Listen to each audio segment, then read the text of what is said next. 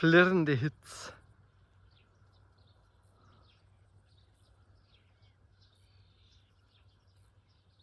So Drucker.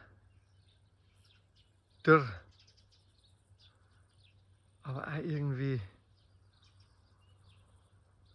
so natürlich warm. Sommerheiß.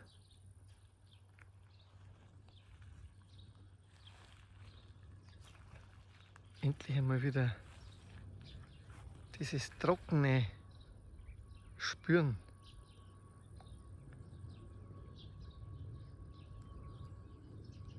Vögel pfeifern. Trotz die heißen Temperaturen. Der Bauer hat vorher gerade Bindel gemacht. Der Zug düst durch die Landschaft.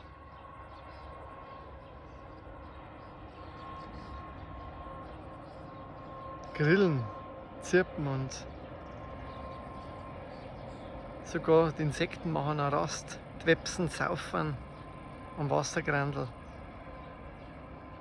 Alles ist ein bisschen langsamer, ein bisschen starrer. Es ist so eine richtig überwalzende Sommersonne. Intensiv.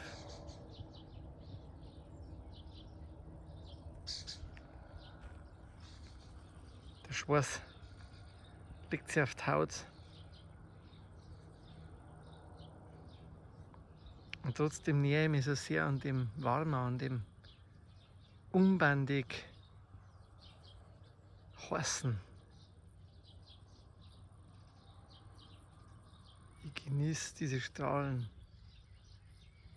die mein Leib und auch meine Seele so aufladen mit ihrer guten Energie. Das ist der Hitzesommer 26. Und ich sag's euch ganz ehrlich, gerade schön ist.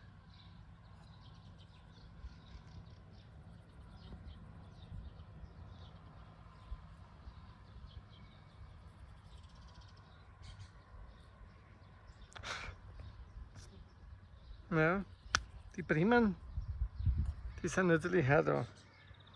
Sofort, wenn man einen Schweiß dran hat, fangen sie zum Schnabulieren an. Saugen, zuseln.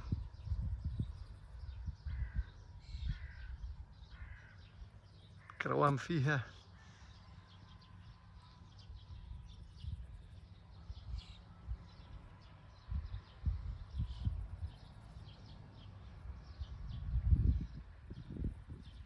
Es ist ein bisschen verlangsamt.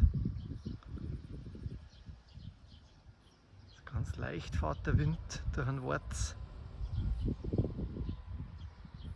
Bringt ein bisschen eine Kühle